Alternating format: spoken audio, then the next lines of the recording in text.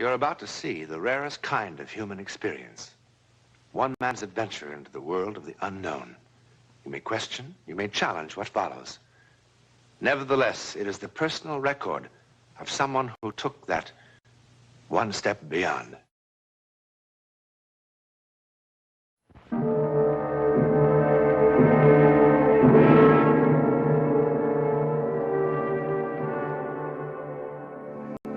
She was standing right here! I saw her! It was no hallucination.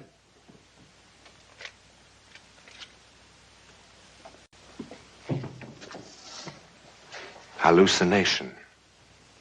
According to Webster, noun, illusion, apparent perception of an external object, not actually present. That's what the dictionary says. But inside that room, that well-ordered definition just won't do. Sometimes, repeating over and over again what we think we have seen. You want to hear it again? You just tell me you want to hear it again. You want to hear it 1,000 times. I'll tell it to you 1,000 times. But when do we stop? When that which cannot be is removed from that which was.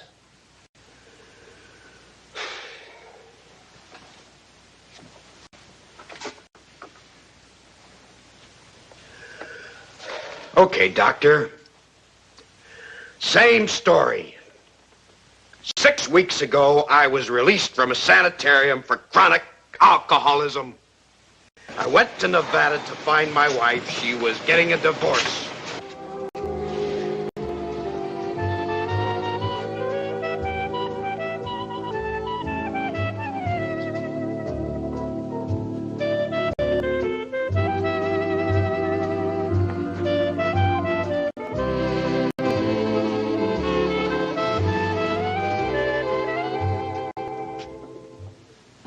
Hi, Dad.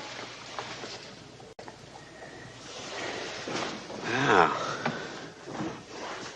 It's been a while, son. You know something, son? I missed you. Me too. But Ma said it'd be better if we didn't bother you. Well, she's right. She's right. That's no place to go visiting people. How is she? She's okay. Hey, what's the matter, huh? Nothing. Oh.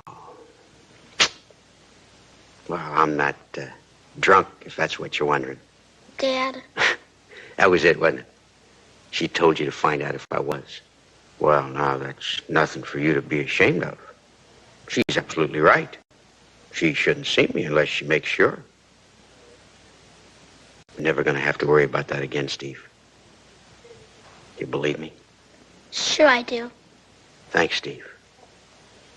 Now let's go see if we can convince your mother. I hope she believes you.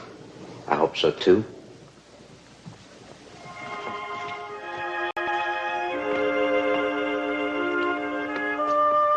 Hey, wait a minute.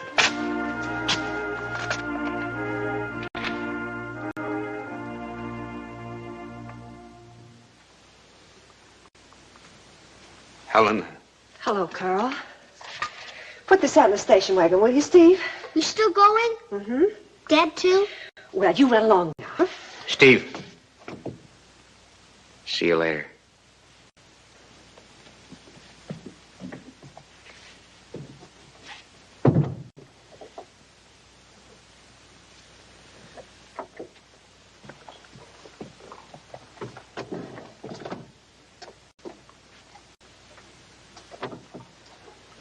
How'd you like the flowers? They're lovely.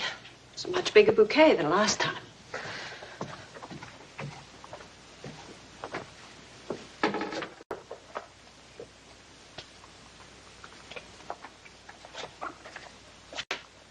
I see you didn't care much for the note either. I meant every word of it. You always do. You were always sweet and thoughtful, Carl. Except when I was drunk and looking for somebody to punch. I just can't help it anymore. I used to be able to forget, but now I can't. Why did you come all the way out here? The answer is no.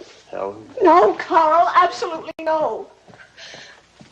See, all the other times you were away, I used to be able to think of you the way you were when we first got married. The good times.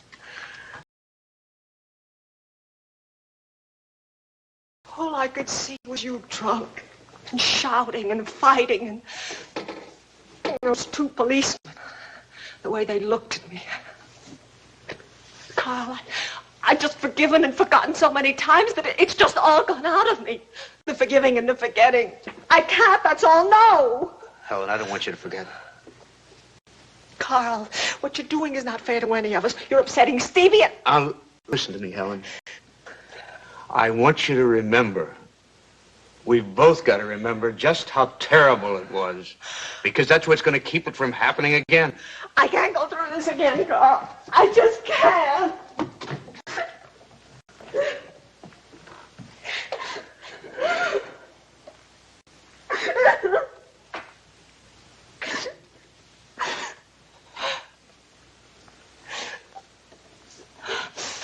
Why did you have to come out here? Why couldn't you just leave us alone? Helen,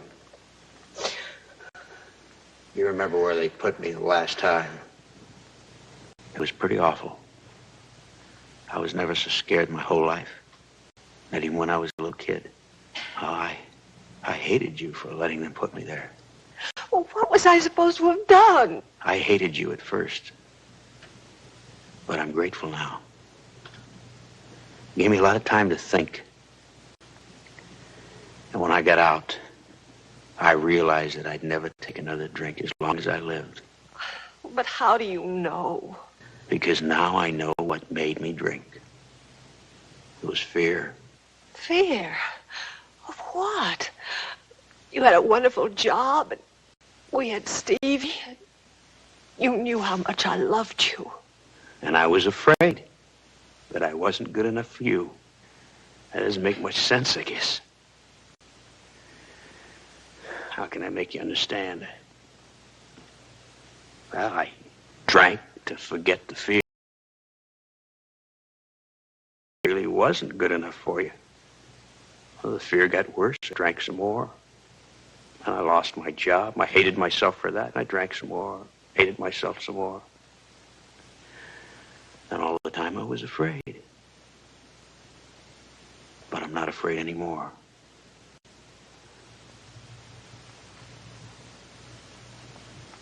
Take me back, Helen.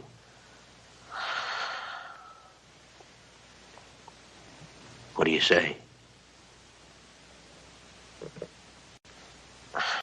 You were always such a good salesman. You make it sound so right. It is right.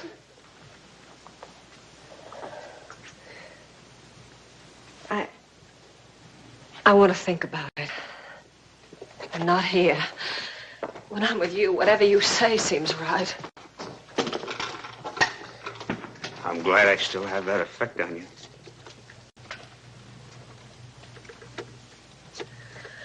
I promised Stevie I'd take him sightseeing this afternoon. Could I go with you? No, we'll be back before supper. While you're deciding, would you wear this? I'll never put that ring on again, Carl, unless I mean it. If it is no, I promise I won't argue. Thanks, Carl. Just in case it is no, I want you to remember this. I do love you.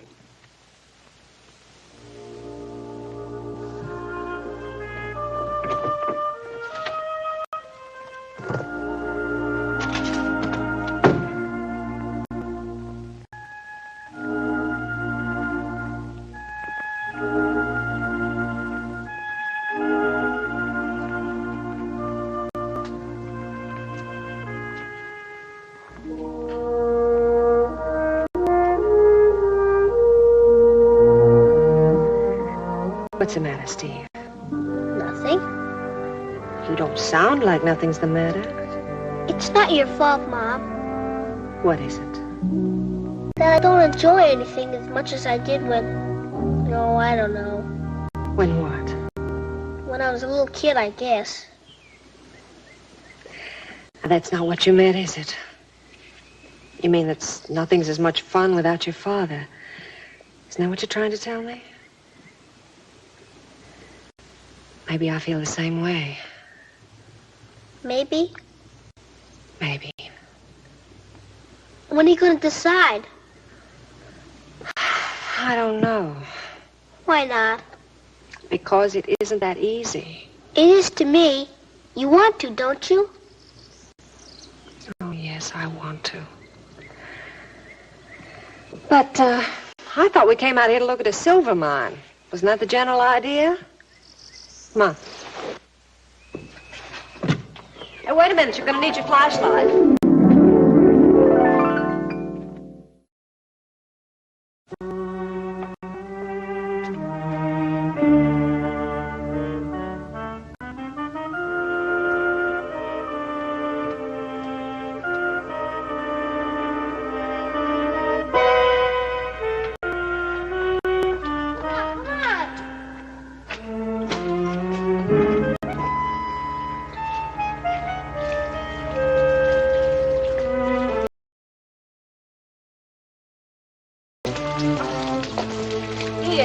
You better carry this, honey.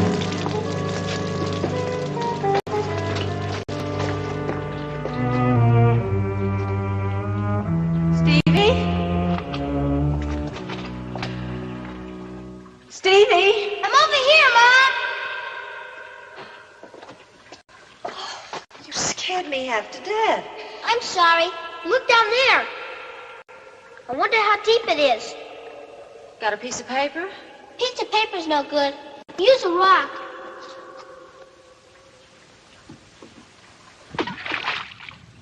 There's water down there. I guess that's why they abandoned the mine. I don't know. Dad would. Will you give a lady a little time? Haven't you had enough time? Yes, Stevie, I guess I have. Then let's go back and tell him. No, not right now. Run on.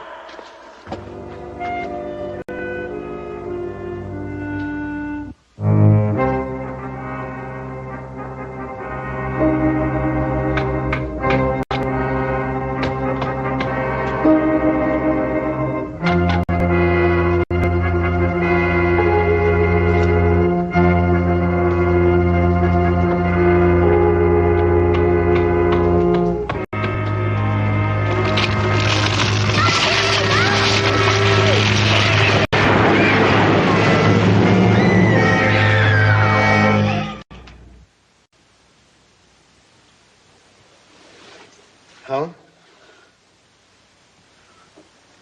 Helen! Oh, Helen. What happened? He's trapped. Oh, where's Stevie? He's trapped. Where? He's trapped. Where? He's trapped in the mine. Oh, Helen! Hurry.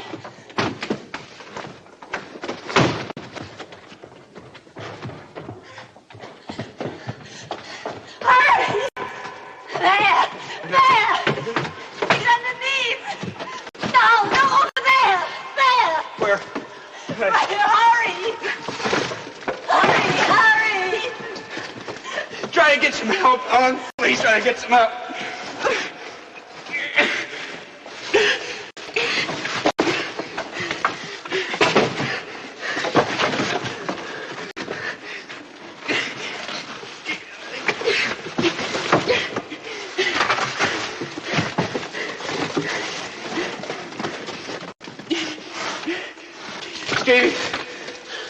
Steve, boy, you in there, boy? Steve.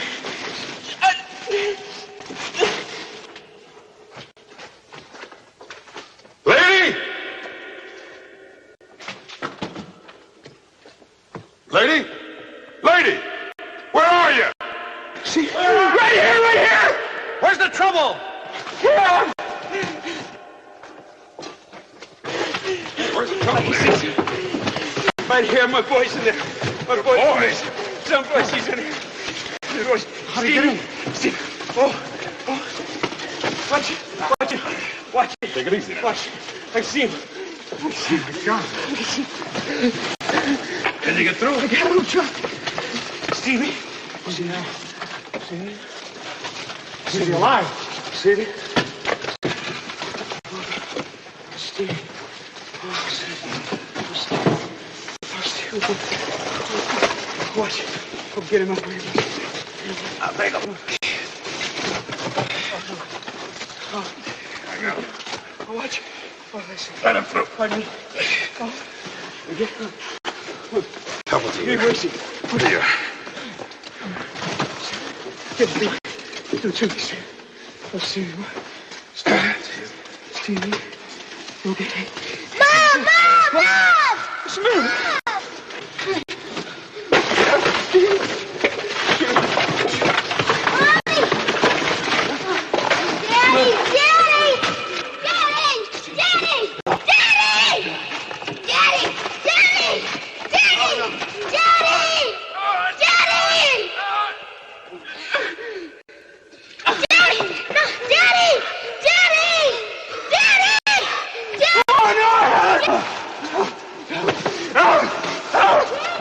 What's the matter? What's the matter? Let me go!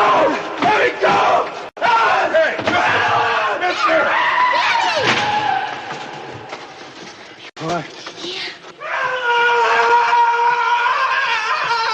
Hey, mister! Hey! Hey! Hey, mister!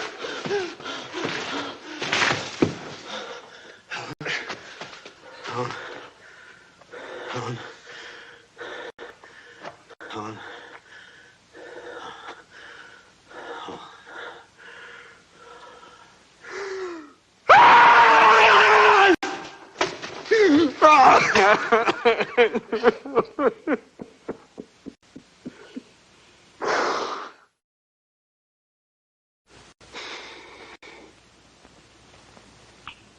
Well, that's it. That's it. Not quite. Your wife died instantly when that mind collapsed, Mr. Archer. That's a medical fact. Go ahead, state the other medical fact. Tell me I'm out of my mind. There's nothing wrong with your mind. But there are certain facts you have to face. For instance, do you have any idea how your wife got from the mine to the motel? Her station wagon never left that mine. You know that, don't you? It was an extremely hot day. You were fatigued from the long drive, and you were under considerable emotional stress. Now, isn't that true? Isn't that true? Yes. Your wife was gone longer than you thought she would be. You were worried perhaps she would never come back, so you invented reasons why she was gone. I saw! She was standing right here! All right, come on.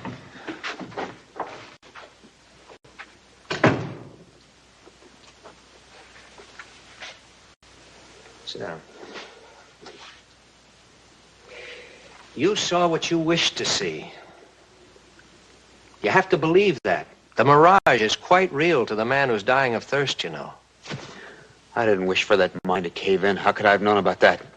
Well, out of the thousands of wild hunches that people get for one reason or another, some are bound to be accurate. Oh, he wouldn't believe me if I was... Mr. Archer, as a doctor, I also have certain facts to face. Among them that I'm dealing with a man who has a record of chronic alcoholism. I knew you'd get around to that. Yes, if that will help you to understand. Now, you were recently released from an alcoholic sanitarium. I told you that. One of the most common symptoms of the seriously ill victim of alcoholism Is hallucinations. Well, be honest, Mr. Archer. In the past, haven't you had hallucinations? Yes, but this is different. Look, Archer, it would be the simplest thing in the world for me to let you hang on to this fantasy of yours. Some people might even say it was good medicine, and maybe it would be for a while. But in the end, if you really came to believe it, if it became, as it could, one of the most important things in your life, you'd end up a very sick man. And later on, if you had to give it up, if your very sanity depended on it, well, just believe me when I say it's a lot easier to give it up now. You've got a son, Mr. Archer. He's been waiting outside there for a couple of hours, waiting for his father. Because now that's all he's got to hold on to for all the years ahead when he needs somebody strong. And you're gonna fail him if you're a neurotic who has to hang on to a mirage for a crutch.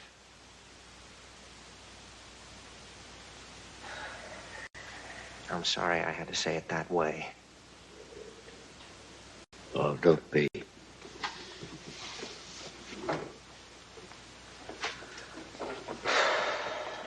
Is it all right if I go home right away now? Yeah, of course. Look, it's not going to be easy for you. When you have a bad night, I want you to take one of these.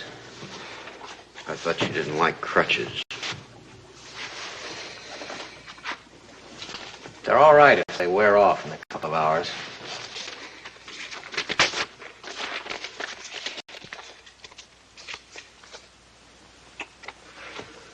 Well, thanks, sir.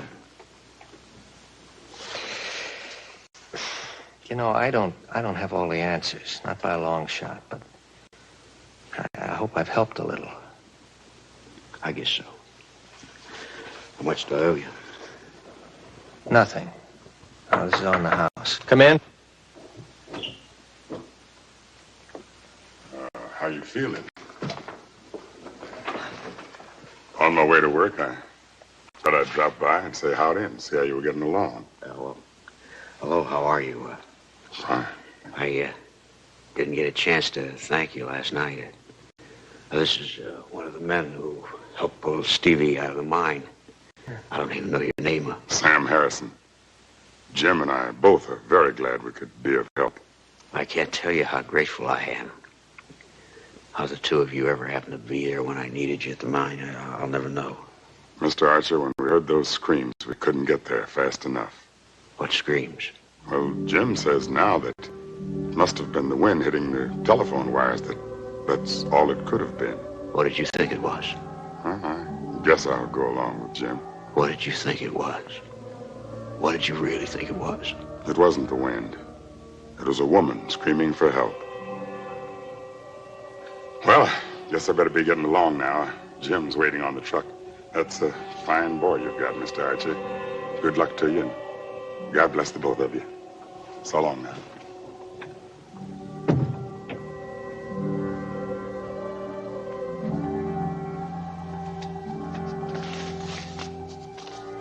I don't think I'll need these.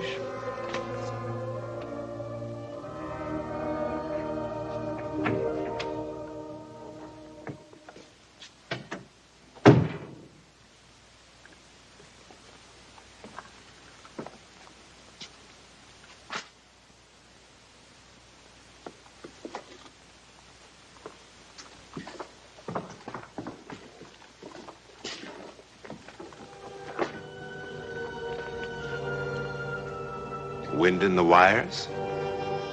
Illusion? Hallucination? Certainly you have your own very personal explanation or rejection. But is it possible that love knows no boundaries, not even death? That sometimes a loving hand, beyond life itself, can reach out to shield the living? Is it possible? In a moment, something about next week. Doesn't look much like a weapon of war, does it? It is, though. This, pitchforks, bird guns, all sorts of things were used by England's Home Guard as they faced the threat of Nazi invasion after Dunkirk. There was another weapon, too. Psychic power. Very potent. Next week, we'll show you how it worked.